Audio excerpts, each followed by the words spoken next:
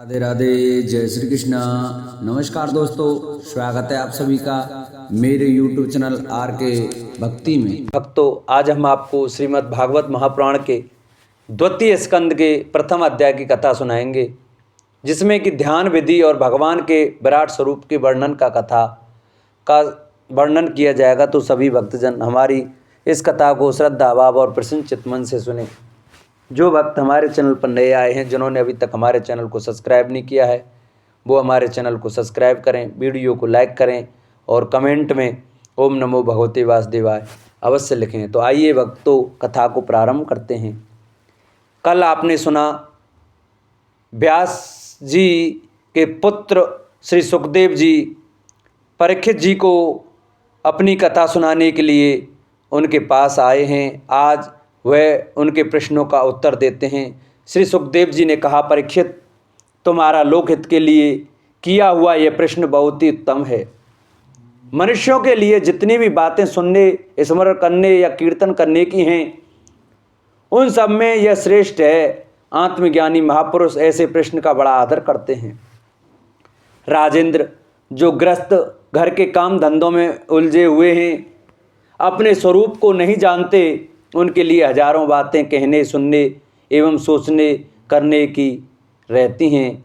उनकी सारी उम्र यूं ही बीत जाती है। उनकी रात नींद या स्त्री प्रसंग से कटती है और दिन धन की हाय हाय या कुटुंबियों के भरण पोषण में समाप्त हो जाता है। संसार में जिन्हें अपना अत्यंत घनिष्ठ संबंधी कहा जाता है, वे शरीर, पुत्र, स्त्री आदि कुछ नहीं हैं, असत हैं। परंतु जीव उनके मोह में ऐसा पागल हो जाता है कि रात दिन उनको मृत्यु का ग्रास होते देखकर भी चेतता नहीं। इसलिए परीक्षित, जो अभय पद को प्राप्त करना चाहता है, उसे तो सर्वात्मा सर्वशक्तिमान भगवान श्री कृष्ण की लीलाओं का श्रवण, कीर्तन और स्मरण करना चाहिए। मनुष्य का जन्म यही इतना ही लाभ है कि चाहे जैसे हो, ज्ञान से, भक्ति से अथवा अपने धर्म की निष्ठा से जीवन को ऐसा बना लिया जाए कि मृत्यु के समय भगवान की स्मृति अवश्य बनी रहे। परीक्षित, जो निर्गुण रूप स्वरूप में स्थित एवं विधि निषेध की मर्यादा को लांघ चुके हैं, वे बड़े बड़े ऋषि मुनि भी प्राय भगवान के अनंत कल्याण में गुणगणों के वर्णन में रमे रहते हैं। द्वापर के अंत में इस भगवत रूप अथवा वेद तुल्य श्रीमद् भागवत नाम के महापुराण का अपने पिता श्री कृष्ण द्वैपायन से मैंने अध्ययन किया था।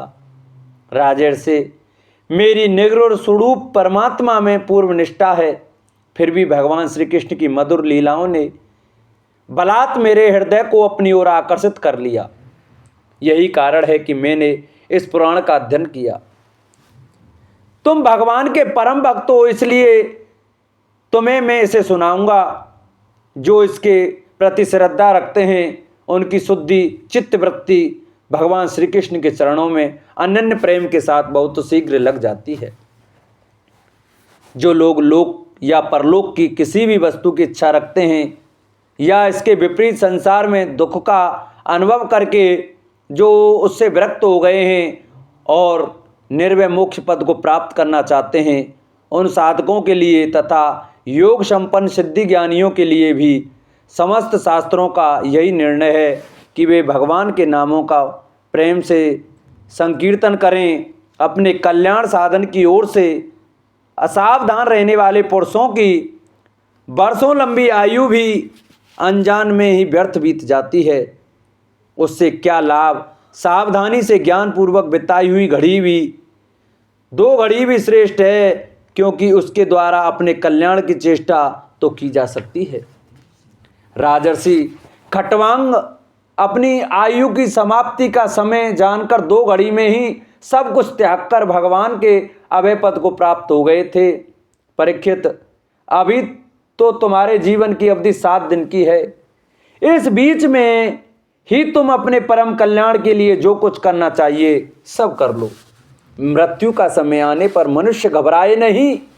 उसे चाहिए कि वह वैराग्य के शस्त्र से शरीर और उससे संबंध रखने वाले के प्रति ममता को काट डाले।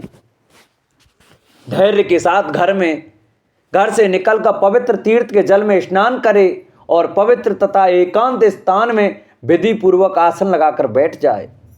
तत्पश्चात परम पवित्र ओम इन 3 मात्राओं से युक्त प्रणव का मन ही मन जप करे।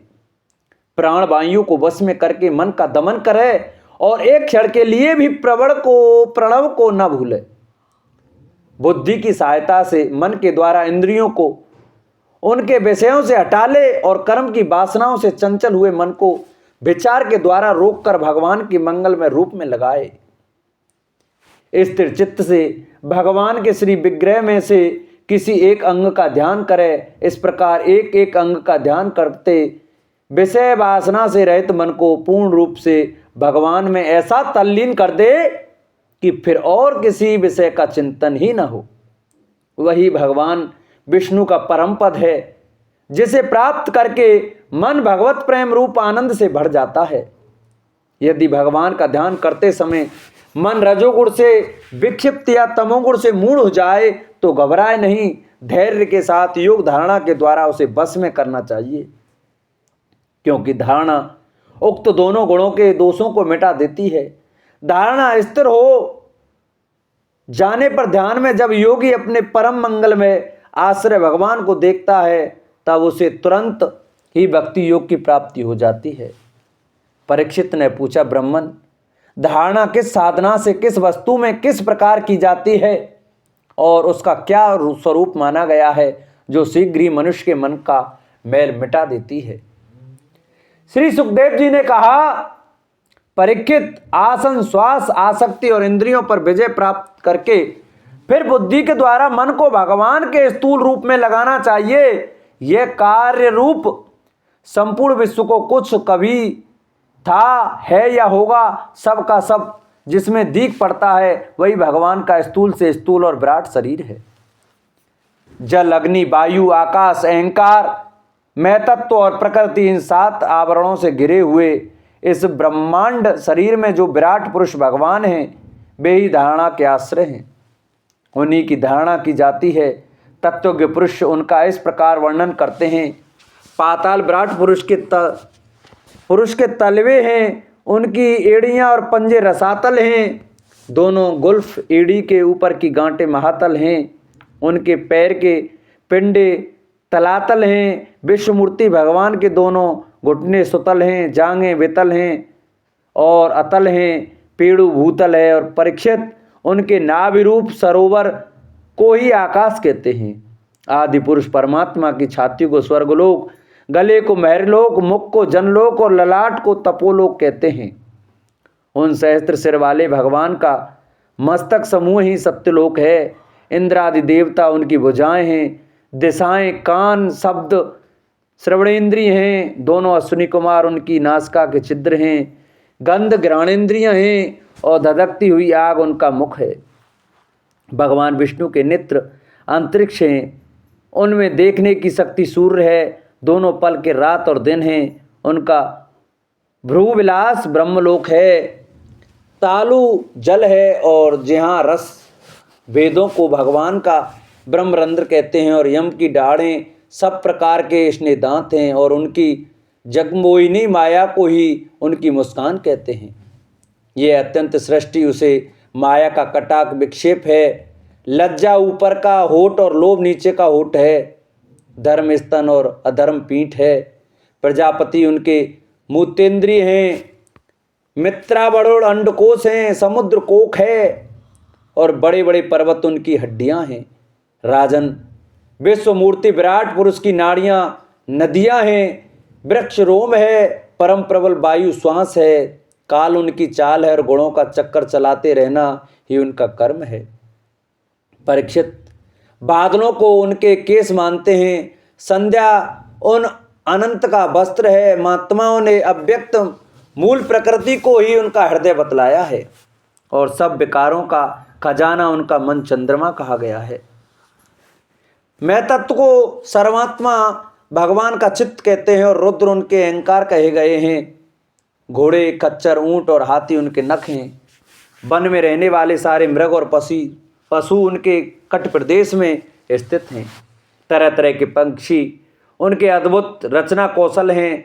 स्वयंभू मनु उनकी बुद्धि हैं और मनु की संतान मनुष्य उनके निवास स्थान। गंधर्व, विद्याधर, चारण और अप्सराएं उनके षडज और आदि स्वरों की स्मृति हैं। दैत्य उनके वीर हैं। ब्राह्मण मुख, क्षत्रिय भुजाएं, वैश्य जंघाएं और शूद्र उन विराट पुरुष के चरण हैं।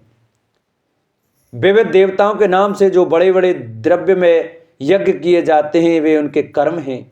परीक्षित, विराट भगवान के स्थूल शरीर का यही स्वरूप है, सो मैंने तुम्हें सुना दिया। इसी में मुमुक्ष पुरुष बुद्धि के द्वारा मन को स्थिर करते हैं, क्योंकि इससे भिन्न और कोई वस्तु नहीं है। जैसे स्वप्न देखने वाला स्वप्नावस्था में अपने आप को ही विविध पदार्थों के रूप में देखता है, वैसे ही सबकी बुद्धि वृत्तियों के द्वारा सब कुछ अनुभव करने वाला सर्वांतरयामी परमात्मा भी एक ही है। उन सत्य स्वरूप आनंद निधि भगवान का ही भजन करना चाहिए। अन्य किसी भी वस्तु में आसक्ति नहीं करनी चाहिए, क्योंकि यह आसक्ति जीव के अधपतन का हेतु है। बोलो भागवत भगवान की जय। भक्तजनों, आज की कथा का हम यहीं विश्राम करते हैं। कल हम दूसरे अध्याय की कथा सुनाएंगे, जिसमें कि भगवान के स्थूल और सूक्ष्म रूपों की धारणा तथा क्रम मुक्ति और सद्योम मुक्ति का वर्णन सुनाया जाएगा। कल हमारी कथा बहुत सुंदर सुनाई जाएगी। तो जिन भक्तों को हमारी ये श्रीमद् भागवत महापुराण की कथा अच्छी लगी हो, वो हमारी वीडियो को ज़्यादा से ज़्यादा शेयर करें। जिन्होंने अभी तक चैनल को सब्सक्राइब नहीं किया है, वो चैनल को सब्सक्राइब करें, वीडियो को लाइक करें और कमेंट में ओम नमो भगवते वासुदेवाय, जय जय राधे, जय जय कृष्णा अवश्य लिखें।